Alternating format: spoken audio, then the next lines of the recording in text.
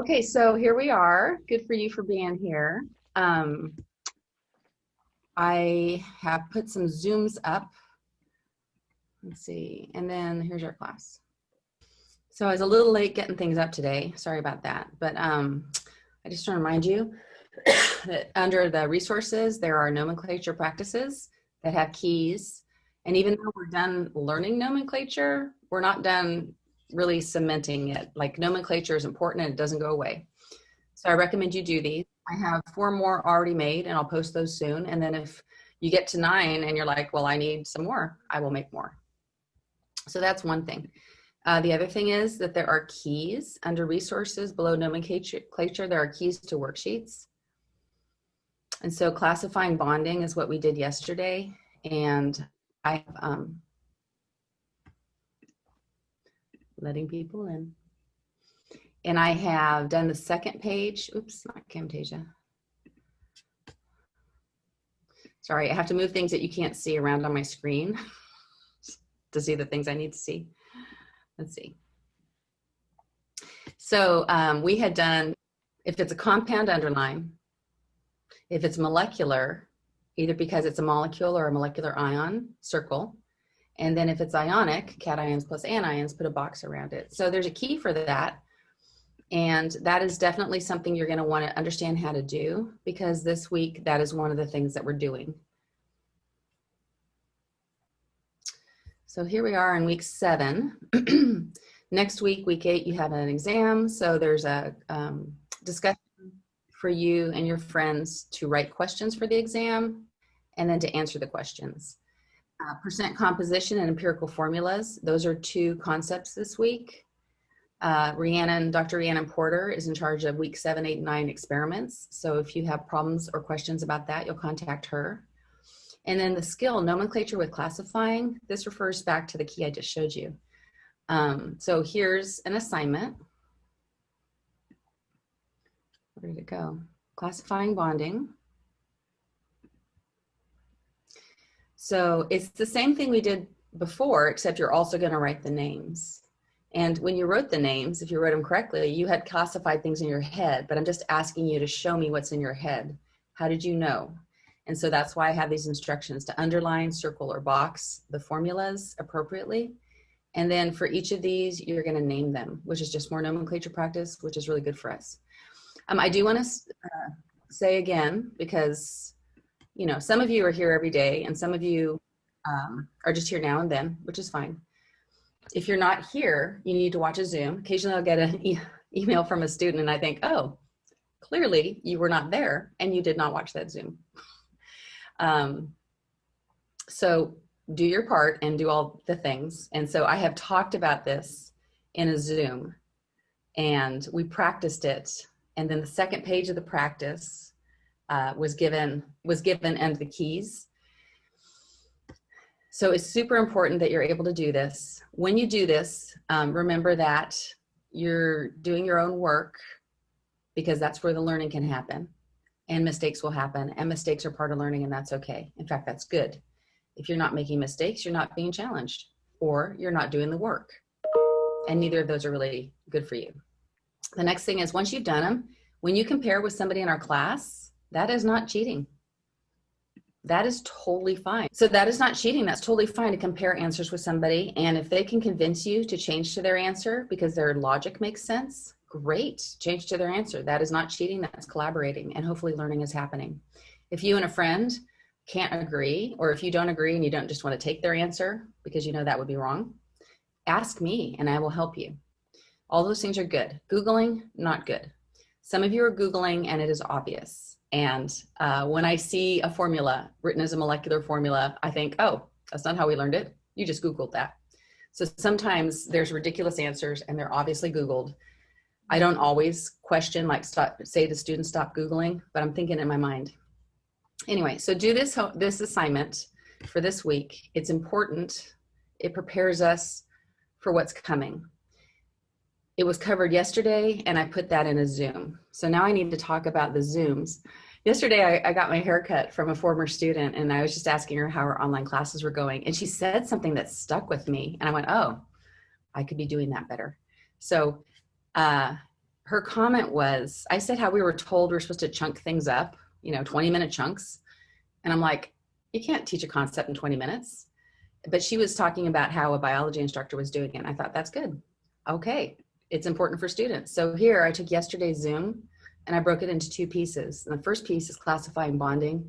This relates directly to that skills worksheet. And so you should probably watch this video if you weren't there at Zoom yesterday. And then once we're done here, I'll put up the other part, which was how to do an empirical formula. Okay, so I've been talking a lot and I feel like I'm talking to myself. Is anybody hearing me? Does it make any sense? Do you have any questions? It all makes sense to me. Thank you. I appreciate you talking. No questions as of right now, Sue. Okay, good to know. Is that Luke? Did you finish Yes, lunch? it is. Sorry, I'm still eating lunch, so unless you guys want to watch me chew on No, that's food. okay. You can chew. That's fine. Bye. Okay, and so what are we doing today? So empirical formula practice. This is on the empirical formula page. It's also here and it has the same name. That's something else that my former student haircutter told me. It was confusing for her when an instructor would post something in 2 places with different names. The same thing in 2 places, named differently. So I'm telling you, this is in 2 places with the same name. And this is what I was thinking I would go over. So yesterday on the Zoom, we went, which I'll post part 2 later today, we went over this empirical formula problem. And then here's one that is very similar to that. So I don't feel like I need to go over that one. But I thought I would do maybe 4 or 5 because these are going to be similar to the work you do for the lab this week. And so maybe it would be good just to see it in this format. That's my plan for today. Okay, so I'm going to go ahead and write some of this down. If you don't have that page, you might want to grab that page. Let's see, my pencil. Sue, where can we get that page? It's on the home page. It is? Okay. Yeah. It's also on, it's an assignment you're going to turn in, so it's also on the empirical formula page. Okay. So we're making a tin oxide. And we know that tin can exist in 2 charge states, which we also call oxidation states. It can be +2 or +4. There we go. Okay. So it's messy, but here's the information. This is data like the data that you're going to get for this week's lab, which is the empirical formula of magnesium oxide. Now, for magnesium oxide, you know that magnesium forms a +2 metal because it's in group 2. It's an alkaline earth metal. And you know that oxygen forms a -2 anion because it's in group 6. It gains 2 electrons to be like something in group 8. So for the lab you're doing this week, we know that the ratio should be 1:1. However, in lab, data is not always that clean. In fact, I know that Rhiannon has prepared some data for you that is not that clean. And you're going to have to report on what you actually have. So if you come up with a 1:1 ratio for the lab, even though we know that's true, probably you're not going to get full credit. I also noticed that Rhiannon had put the rubric down, so you might check the rubric before you submit things. A rubric just means it's the point breakdown, how we assign points. Okay, so for something that only has 1 charge choice, like magnesium, we know what the formula is. But for tin, it has more than 1 charge choice. And so we don't necessarily know which tin oxide are we dealing with. So this is the way that you handle the empirical formula question. I know that we're making a tin oxide. And what I want to know is the lowest whole number ratio of tin atoms to oxygen atoms in that crystalline structure. I want to know the formula unit and find the formula. So what I need is grams of tin and grams of oxygen. Remembering that it's turned to oxide, it found a way to be stable. So even though oxygen is a diatomic element, that's stable, oxide is stable, oxygen, the atom, is not stable. That's just how we find it on the periodic table. We're going to write O, and in our mind we're thinking, well, we know that it's become stable by gaining electrons, and electrons don't have much mass. The mass of an electron is 1/2000th the mass of a proton, so it's really not massive. Okay, so even though I'm writing O in my heart, I know, don't treat it as O2. It's stable a different way.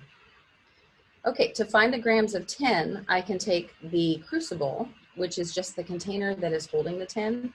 It's ceramic, and it looks like a little cup, and the little cup has a lid, and we put some tin in there. And so if I know the mass of the crucible plus the tin,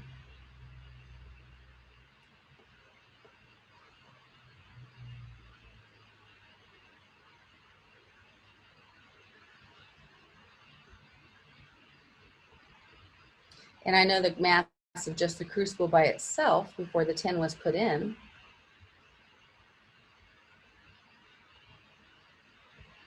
I can know the mass of just the tin. And so by difference, I know my sample of tin to 4 sig figs, 0.8444 grams. Okay, so I'm going to put that here. And that's one of the pieces of information I need to do this problem, but here's another one. I need to know the grams of just oxygen. So now, if I take, there's two ways to do this, but I think this one is the most direct. If I take the crucible plus the product,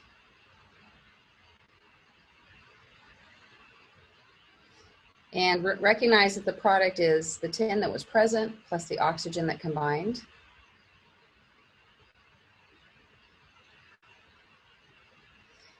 And I subtract from it the crucible plus the tin.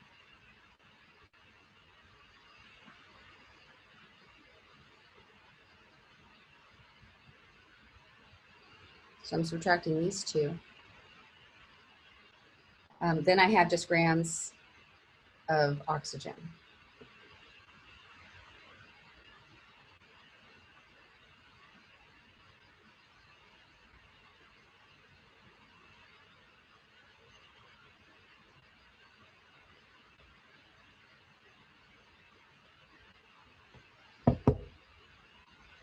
Okay, at this point, I'm going to have to erase some of the stuff on my board. So I need to know, are there any questions? So the first thing is we're going to use data to come up with the grams, the mass of the elements just by themselves.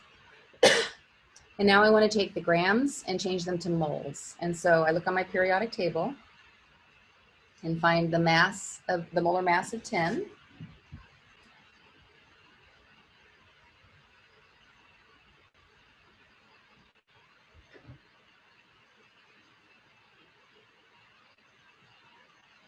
I use it to convert grams to moles.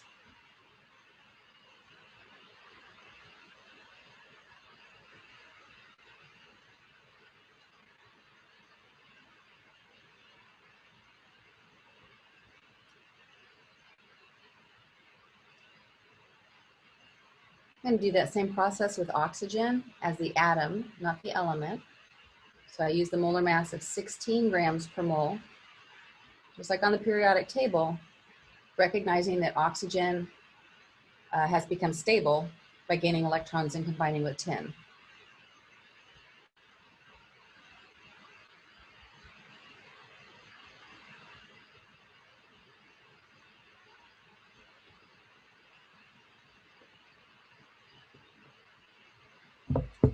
So the first step was to find the mass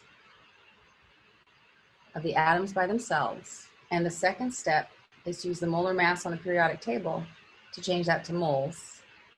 The third step is going to be find the mole ratio, which is 1 or greater than 1.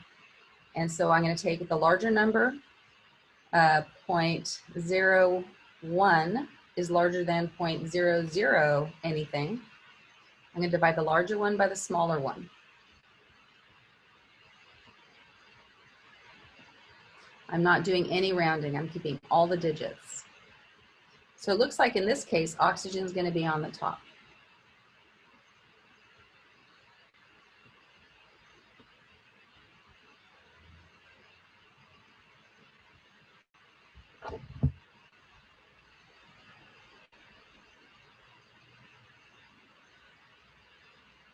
And I come up with a number that looks a lot like 2. And my goal is just to find a small whole number, or a number that has a fraction that I recognize, like a half, a third, a quarter. Okay, so this sure looks like 2 moles of oxygen for every 1 mole of tin. Because tin is on the left on the periodic table, because tin is a metal, because tin is more electropositive, that's why it's on the left. We name it first also. So tin, and the coefficient for tin is 1. So I would write it here, except we don't write ones, they're implied. And then for oxygen, the moles are 2. So it looks like we've got empirical data. Empirical just means gathered in the lab experimentally. It leads to this formula, and this formula is for tin 4 oxide. Questions?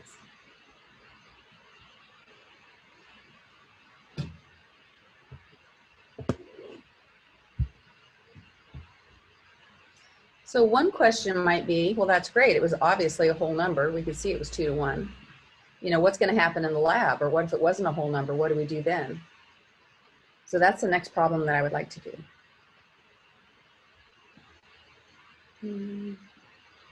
Yeah. So let's do,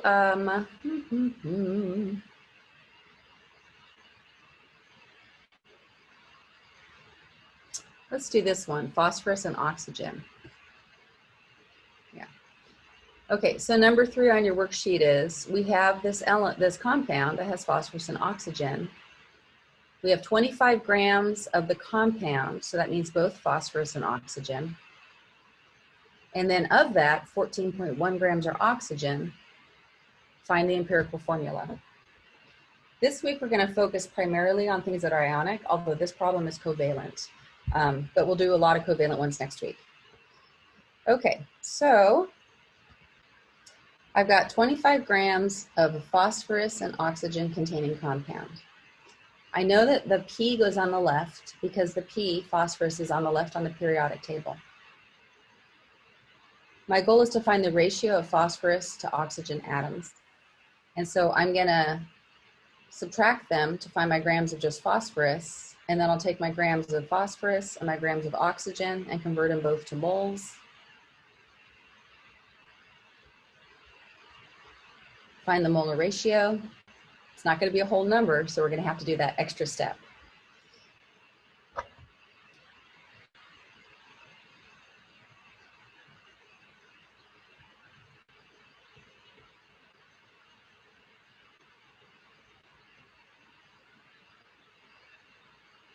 So even though phosphorus as an element becomes stable by covalently bonding with 3 other phosphoruses, the formula for phosphorus, the element, is P4. That's the common allotrope that we're going to use in our class. In this relationship, phosphorus has found a different way to be stable by sharing with another nonmetal.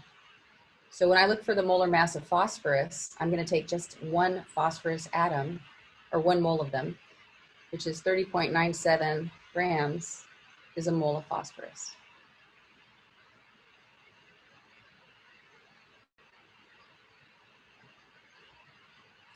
So remember, there are 2 ways that nonmetals can become stable. Nonmetals can become stable by sharing electrons with other nonmetals. So here's an example of phosphorus, the element, sharing electrons. Here's an example of phosphorus, a covalent compound, sharing electrons. Sharing electrons to get a stable electron configuration is something nonmetals can do. Or they can just gain electrons and become an ion, like phosphide. So this is a situation where electrons are going to be shared, and that's why I'm just looking at atom by atom. In the same way I'm going to do that for oxygen. I'm just doing oxygen atoms, not oxygen, the molecule that we find in nature. I'm writing down everything that the calculator gives me. I'm not going to do any rounding yet. My goal is to get to a small whole number ratio. So now I divide the larger number by the smaller number. And so because oxygen is larger, I'm going to put it on the top. It has nothing to do with how it would be in the formula, actually. It just has to do with, I want a ratio that's 1 or larger than 1.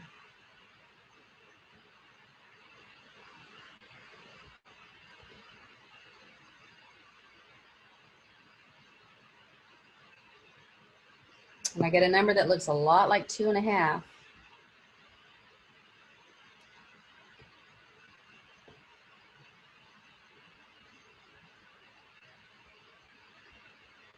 And I need my complete units, moles of oxygen for every 1 mole of phosphorus.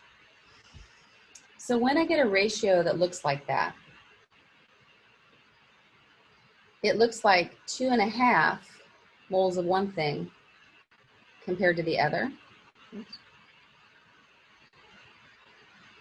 I need to multiply by 1 in some form so that I end up with whole numbers, because formulas have whole numbers as their subscripts. And so I'm going to multiply by 1 in the form of 2 over 2, because you can multiply anything by 1. And 2 times 2.5 is 5. And 2 times 1 is 2.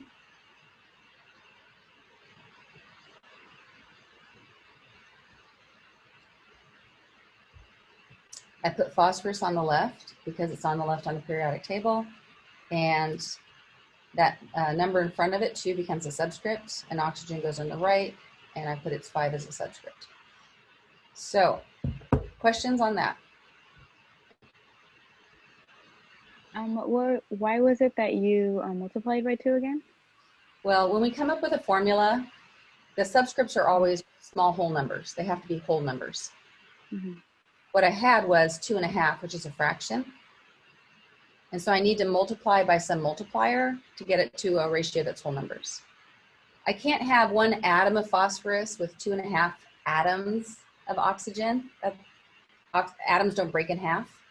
Mm-hmm. So what if I had twice as many of everything? And that's what we're doing here. We're really taking this idea of P1O 2.5, and we're multiplying it by something as we distribute so that we have whole numbers in the denominator or subscript. Oh, okay. Thank you. But you can't randomly multiply something by a number. You have to have a reason for doing it. And that's why you can randomly multiply things by 1. And so that's me trying to explain that. Okay. Thank you. You're welcome. Here's a common thing that happens. Somehow, I think maybe because students aren't writing the 1 there, you know, there's a 1 implied here, but we don't always write it. They're forgetting it. And so I will get an error. This 5 over 1, because they forgot to distribute the 2 to the denominator as well. And this is not a true thing. Oops. That doesn't exist. So when you're doing this, just make sure that when you find your multiplier, you multiply it by both subscripts. And the other thing is, what do you do if it isn't a half? So I want to talk about that real quick. Can I erase this board? Yes. Yes. So if it isn't a half, so if it ends in 0.5, so 1.5, 2.5, 3.5, we're going to multiply by 2 over 2, because you can multiply anything by 1. If it ends in something that looks like a third or 2/3, so it might be 1.33 or 2.67, then you're going to multiply by 3 over 3 to get your small whole numbers. If it looks like a quarter or 3/4, you're going to multiply by 4 over 4 to make those numbers whole numbers. And the last one is, if it looks like 0.2, 0.4, 0.6, or 0.8, multiply by 5 over 5. And in our class, multiplying by 1 with numbers 5 over 5 is as large as it gets. They're all 1, but you know what I mean. So let's say that you're doing the lab and you end up with something like this. what do? Well, 0.18 looks like it's kind of close to 0.2. Oops.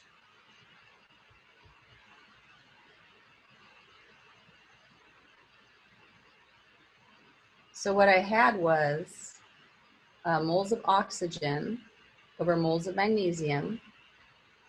And I had, after the rounding, after I looked at the ratio, I had something like this.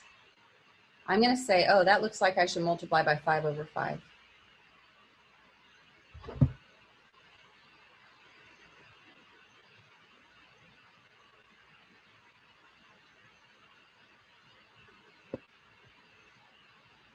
And then I get 5.9 over 5. That looks a lot like 6 and 5.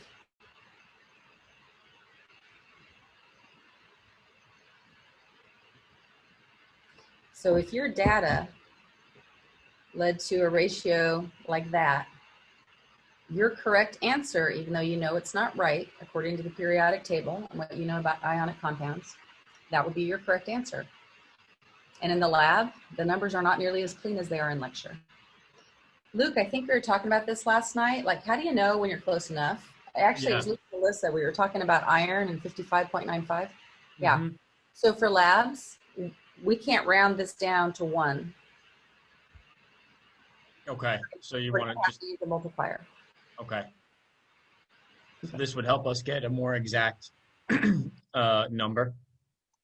It's helping you get something that is true to your data. Okay. Okay. So if exact means close to the truth, then yes. That works for me. Okay, good. Thank you. Okay, you're welcome. That's all I got.